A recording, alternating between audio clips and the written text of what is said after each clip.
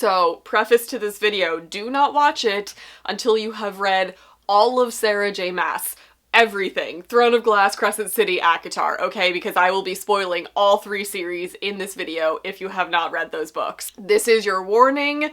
Beware of the spoilers. They are a-comin'. So here we go. I finished this book, 3 nights ago. I haven't slept yet. I need answers, okay? We have theories. I've got things floating in my brain for the past 7 years or however long I've been reading Sarah J. Maas, and it is all coming to fruition.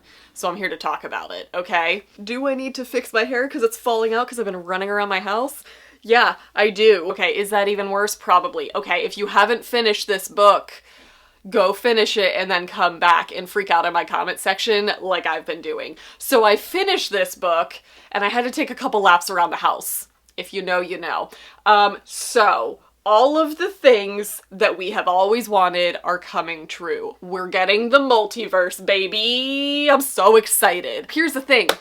I've got theories. I've had theories running since Akamath, where it's somewhere. Akamath. Okay, I've had theories since then and they have mostly been disproven. It's fine. But I've got more theories for the entire ACOTAR world because that's my chosen series. And now we just blew the lid off of everything and I am so excited. So this is likely going to be a start of a series because I'm sure I'm gonna talk about all of these theories and then I'm gonna disprove my own theories and come up with better ones. So this might be a running thing.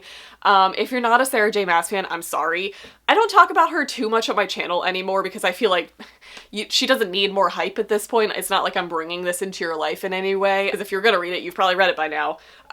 But I can't stay silent. I have had so many theories for so long, and now she just quadrupled the amount of theories that I can come up with. Okay, Chelsea, get to some theories. I have no rhyme or reason, like I don't have a flow to these theories. These are just like, bam, this is what I think is gonna happen. And then like, completely unrelated, this could also happen, okay? Stick with me. It's gonna be a bumpy ride. So, I have been saying since Crescent City 1 there, that Amren is the 7th missing Asteri.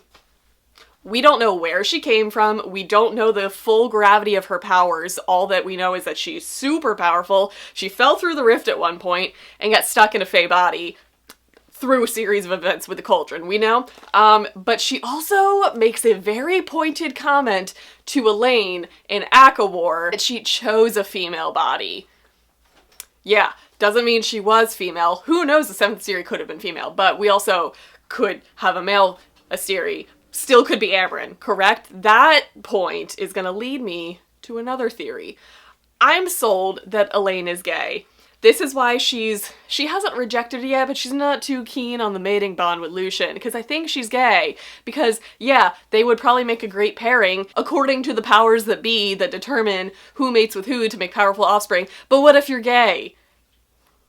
I feel like Elain is gonna end up with Mor. Just saying. And that leads me to Eris, because I think Eris knew. I think Eris knew that Mor was more interested in females, and that's why he did the whole thing, like the nailing to the stomach and the like dropping her in front of the Night Court doorway, you know? I think that's why he did it. Because there's more to Eris than meets the eye. Just saying.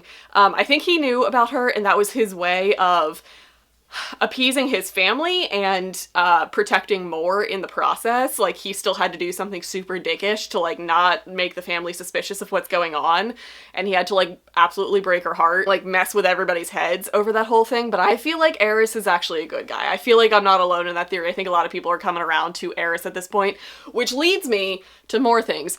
Okay, so Sarah uses a lot of mythology, she uses a lot of lore and fairy tales to inspire her stories. I've got a lot of theories on this, okay? Bear with me, I'm gonna take you on a ride here. Eris, do you know who Eris is in Greek mythology? Eris is Cupid. Do you know who Cupid ends up with? Psyche, the most beautiful of 3 sisters, who is also extremely fertile. Who's left? Elain. Is Eris gonna end up with Elain? If Elain's straight, is she gonna end up with Eris? Because that's what mythology says, just saying. I don't think that's actually gonna happen, but that's a little loophole that I found. doing my research when I fell down these rabbit holes. Okay, I've gone down many rabbit holes. I am beyond Wonderland at this point, okay? Okay, while we're on the Elain track, I'm sticking strictly to like ACOTAR things, but Crescent City and Throne of Glass are gonna tie in, don't worry. Elain, I've got a lot of theories. Lots of theories. I would love to see Elain end up with nobody. Big fan of that. I would also love to see evil Elain. I think the most common fan theory that everybody talks about when it comes to Elain is that she's going to turn into the next villain. I would love to see it. Love to see it. Because Elain is like the quintessential baby sister, and you can see it already boiling up. Like, you can already see them just kind of like not including her in plans, talking down to her, coddling her, thinking she's not strong enough to handle these big inner circle talks and everything.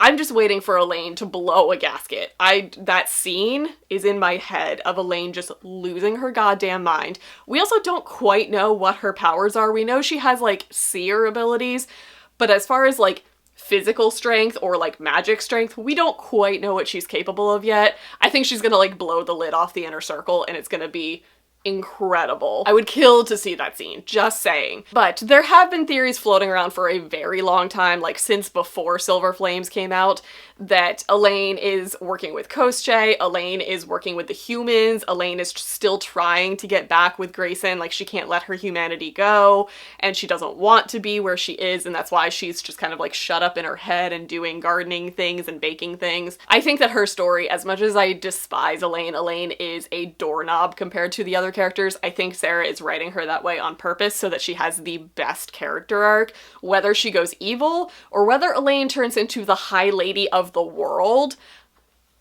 I don't know. But I feel like her story is going to be the biggest of the three sisters. Does that make sense? I think it is, because I feel like Feyre has kind of settled down with Rhys and Nyx. Nesta went through her rites and is with Cassian, probably gonna have a baby at some point. Nesta does not make Elain appropriate to procreate, so therefore I don't think Elain is gonna have an Illyrian baby, otherwise Nesta probably would have done that for her. Or she was just Nesta and didn't care. But regardless, Elaine's got a hell of a story to tell. Just saying. Okay, let's bring it back around to Crescent City. Here are questions. Why does Rune look like Rhys? Rune, it's said many times, especially in book 2, that Rune is like the end of his family line. Like, he is not destined to procreate. He is the end of his family's lineage. Does that mean Bryce will continue on with it? But why is Rune ending there? Does Rune end up staying in Prythian because turns out he looks just like Rhys? I'm assuming Rune is either the birth of the Illyrians, because we don't know timeline. Like, I always assume Crescent City took place way in the future because it's a very futuristic modern setting compared to Fantasyland, Prythian, and Aurelia, but Amren said that she didn't hear the language spoken in these lands for 15,000 years, so is Crescent City going to have a huge downfall and end up in Prythian, or are they all simultaneous timelines overlapping? We don't know how her multiverse is working yet, but I feel like Rune is already Illyrian based on physical looks to begin with. So is Rune just gonna hook up with an Illyrian chick? Is Rune gonna take over the Illyrian armies and raise a whole crew of Valkyrie? I don't know. Rune's my favorite character from Crescent City at this point, just saying. Rune and Aidas. Who's Aidas? Okay, who is Aidas? Aidas, if you think about it, didn't even appear in book 2. The one scene that we had with him wasn't actually him. It was what's-his-face disguised as him. So, where was Aidas this entire time? And where is he at the end? That's how the book ended, asking where Aidas is. Don't know. Who is Aidas in the other worlds? Because I feel like Aidas has been bopping around the worlds. Is Aidas the tea spiller that we all love? Is Aidas the Suriel? I don't know. I also feel like Aidas could be working with the Bone Carver, because we also still don't know who is in charge of the Bone Quarter, Bone District, Bone whatever, the one area of Crescent City that we haven't met the leader of yet. Something with bones. You know who likes bones? The Bone Carver. The Bone Carver likes bones. Yeah, I know. Okay, so talking about unhinged theories about how worlds are going to cross over. Obviously, Bryce is in Prythian at this point. My brain exploded. I have listened to that last chapter because I only got the pre-orders like days later, so I was listening to it the first go around. I listened to that last chapter probably 10 times the following day, and I screamed by myself in my car every single time I heard the, "Hi Bryce Quinlan, I'm Rhysand," and I was just like, my brain cannot handle this. Okay? I have been deep into Sarah J. Maas since like 2000... 14-ish. This is more than my little heart can handle, okay? It's just, okay, so anyway, crossover theories. Obviously, Terracin peeps are gonna pop in. Like, we can't have a crossover with just 2 of our series. We're obviously gonna get Terracin stuff. So, the word gates have already been proven. Sarah has already talked about it in live shows, that the word gates are portals to other worlds. So, easy peasy lemon squeezy. We're getting Elain and Bryce and Feyre going shopping together. It's gonna happen. It's canon. I'm telling you now. All I want is for Bryce and Elain to meet, because I feel like they are the most similar characters. And then I want the boys, Grumpy Bird and Hunt with actual feathered wings. And then I want Hunt and Reese to compare wingspans. All of the things that we've seen fan art for over the years is gonna happen. I'm so excited. Okay, rein it in. So, we basically know that the Asteri have been these, like, parasitic alien things. They go to planets, they see if it's something that works for them. If it kind of works, they drain the resources and then they move on.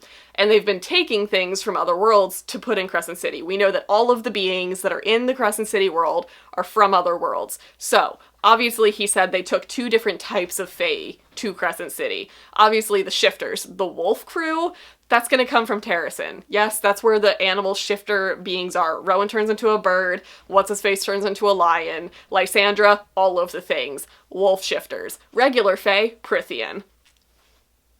I'm excited to see how this is all gonna work and how their powers work together. Speaking of which, I'm trying to tie Throne of Glass into Crescent City at this point.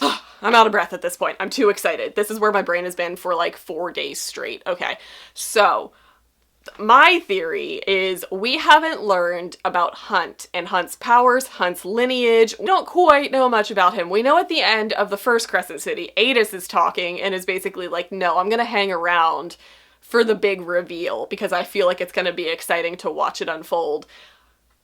Something about Hunt. Like, he knows that something is big about Hunt. So Hunt has crazy electricity, lightning powers. You know who else has powers similar to that?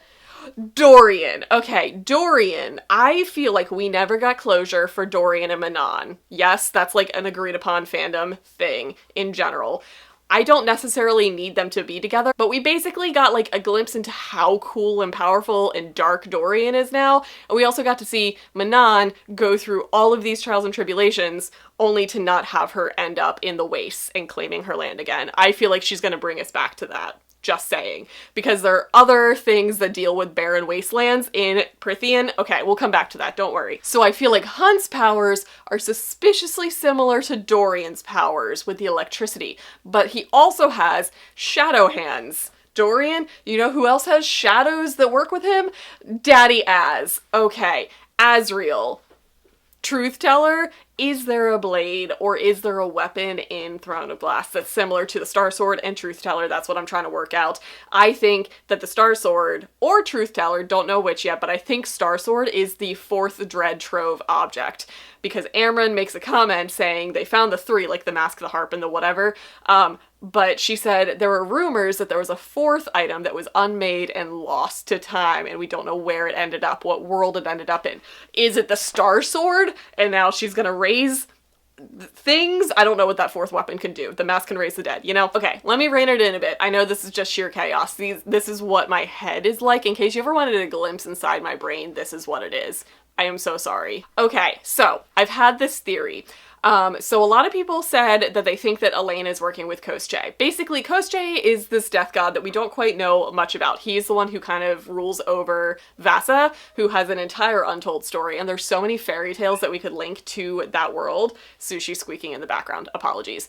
So, if you actually start looking into lore and mythology, there's an actual Russian fairy tale called The Death of Koschei, the Deathless. She didn't even change his name, okay? So Koschei is this death god. He's a thing, right? But in this fairy tale, there are 3 sisters who lost their parents and they end up marrying 3 separate kings. One marries, there's different versions of this depending on what version of the fairy tale you hear. They marry a falcon, a raven, and an eagle. Or the sun, the moon, and the wind. Those are 3 different versions. So in the sun, the moon, and the wind version, I took that to mean 3 sisters marrying 3 husbands, which puts Elain with Azriel, and I'm pissed about it. So we're not going to talk about that version. But like sun, moon, wind would be like Cassie and Reese and Azriel. Yeah. No. If we're going with the bird theory, we already have a falcon. hawk thing, you know, it's Rowan. Okay, the eagle in my mind is Hunt because he's got feathery wings, and then the raven is like dark and broody, so that's obviously Rhys. So are we talking about the three main chicks? Are they like sisters in a theoretical sense, not actual biological sisters? Because to me, Aelin, Bryce, and Feyre are the three main characters, and all of them are married to like powerful, high men creatures who also have bird-like features. Are we there yet? But in this theory, those three sisters are like side characters, but we are following their brother Ivan, who goes searching for them and ends up marrying a powerful warrior queen character thing. I think that Ivan is Lucian, because Lucian went searching for things to help in the war in Akawar, and he came back with Vasa, who is with Koschei. So this all follows this fairy tale thing. Am I even explaining this coherently? Probably not. You guys are probably watching this and realizing that I'm living like this fever dream and I'm just word vomiting things to you. I know. But I feel like all of this fits into the fairy tale. Look into the death of Koschei, the Deathless. It's a real thing. There are many different versions of it, all of which can apply to this world. All of the worlds. I initially thought it was just about the three sisters in ACOTAR, but now I'm thinking that it's the three main female leads, just saying, because the bird characters apply.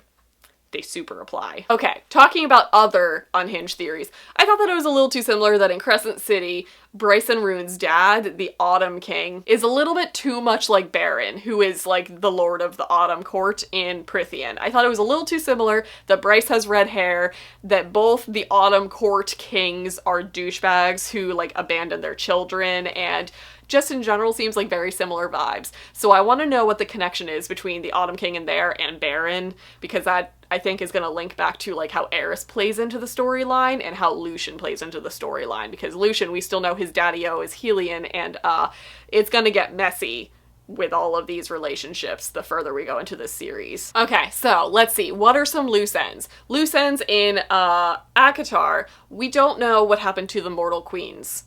Don't really know. I'm still curious what's going on the mainland here. Like, Prythian is a very small little UK-shaped thing. What's happening over here? We've got a whole continent to cover there, so I feel like the Mortal Queens went there, because I don't think they're in the Mortal Lands anymore. I think they went over there, and they're doing some stuff, and Koschei's involved with that. And I also think this is where all of the portals are going to end up. So, speaking of portals, you know what causes connections between worlds? The harp, one of the dread trove objects. I think the harp is going to be Elain's thing, because I don't know, that just seems fitting. Elain is all like spring-like and flowers and harp music. That would also play into the Cupid theory, just saying. But I think Elain is going to be the one to harness the power of the harp. So initially I thought that Elain was going to be the one to unite all of the courts. I thought that Elain was going to unite the courts with the humans, the courts with the other part of the world, the continent, just because I think that her gift is basically going to be rebirth and creation. So I think she's going to be connecting things.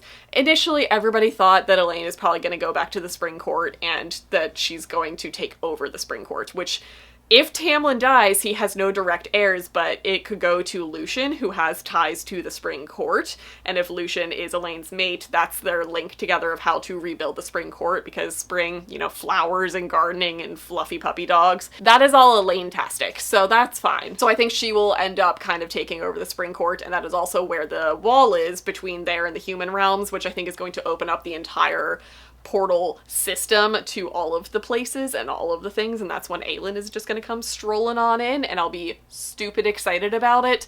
So Elain has a big key role in the upcoming future. Other unhinged theories about Elain at this point. We have three sisters, we have three mountains. Feyre conquered under the mountain, Nesta conquered over the mountain with the blood right, and I think that Elain is going in the mountain with the prison. That's what the main theory is that that's her mountain to tackle, and to me, that opens up the gates to Crescent City, because I think the prison, the creatures that are in the prison, are things that the Asteris sent there from their other worlds, because they're really good at just like taking things from worlds and putting them in others. We don't know what resides in the prison. We know it's big scary baddies. We don't know what they are. The bone carver's there though, so that's relative. That's also where Amren was, and we don't really know what caused her to end up there, just that she was there. And that's also where the bone carver is hanging out because he thinks it's safe, because he knows the powers that exist outside of the prison. I think the bone carver knows a lot more than he's saying at this point. Just tossing that out there. So I think Elain's story is going to be going into the prison and kind of cracking that open and discovering what's under there. And then the last theory that I've got is about the Eighth Court. There's been rumors since like early Prithian days of there was an Eighth Court that went missing, and everybody thinks that it's going to be the Dusk Court, because it's kind of weird that we have like the 4 seasons and then we also have the 3 daytime, like the solar courts, but it's kind of weird that we have like night, day, and dawn, but we don't have dusk. Where is dusk? Dusk is under that mountain. Or we did hear a lot about a dusk planet from the Asteri that they visited was at the Eighth Court and they destroyed it. What happened to it? Where is it? Where did it go? I don't know. Will that link Crescent City and Prithian? Because if the Eighth Court exists, I feel like that could be another rebirth thing that Elain could bring upon. But also why she's kind of pushing off the mating bond with Lucian, because I feel like her mate might have something to do with the Eighth Court, which might be in another world at this point. Yes? Don't know. Questions I still have. What is Fury? Why is she so scary? When she was at the summit, she sat by herself on a completely separate level. We know she's powerful, we just don't know with what yet. And why is she so similar to Amren? Where is Manon, and when is she going to show up? That's all I care about. Who is Aidas? Is he related to the Valg? Is he related to the Death Gods? I don't know. Very curious. When is Koschei and Vasa gonna make their appearance? Who is Azriel gonna end up with? It better be me. That's all I'm saying. But it could be Gwen. I'm okay with Gwen. Is that a Little Mermaid retelling? Who knows? That could be a separate video. We have theories on that as well. What's gonna go on with Elain? Is she gonna go evil? Is she gonna turn into the High Lady of the entire world? Who knows? I feel like her story is gonna be really good though. How is Aelin getting involved with this? Because she better be getting involved with it. Who is Jezebel, and why does she know everything? Does she have ties to the Surreal? Because I feel like Jezebel kind of just has her fingers in everything, but is in the background most of the time. She's going to be a key player. Why does Rune look like Rhys? Questions there. What does the Autumn King have to do with the Autumn Court? We don't know. I have so many questions. Okay, so welcome to what it's like inside my brain right now. I'm sorry for anybody who actually sat through this entire video and listened to everything, but if you have unhinged Sarah J. Maas multiverse theories, let me know in the comments, because this is basically what I've been doing with all of my spare time, is just looking through endless theories and believing some of them, not believing some of them. It's been my entire life. So thank you for coming to my TED Talk. It was the least organized TED Talk that could have ever possibly existed. You're welcome, and I will see you guys in my next video.